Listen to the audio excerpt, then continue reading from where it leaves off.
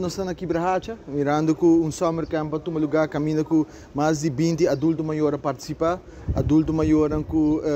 por a bini e participar durante o período aqui na assim aqui em Brahaccia tá tendo nosso adulto maior ativo e nós temos para fazer entrega de certificado não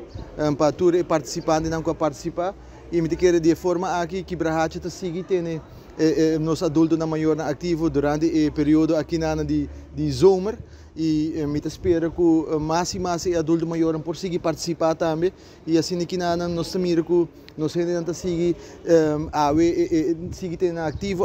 atividade aqui também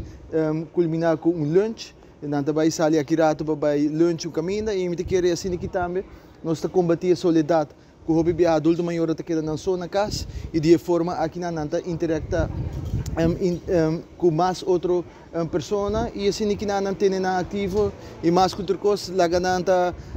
socialmente ativo também e me quer aceita lo que Brahaccia binta assim para anos acaba e de parte do governo voral o Ministério de Assuntos de Adulto Maior nós seguimos dando sustento também e assim que não engrandecer e fortificar o processo aqui na Brahaccia está brindando esse serviço aqui me quer que o tema não que agora negligenciar para hope acaba seguro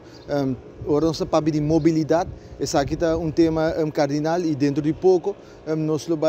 atender com esse aqui também tema não para o que trata é adulto na maior nós vamos atender com esse aqui riba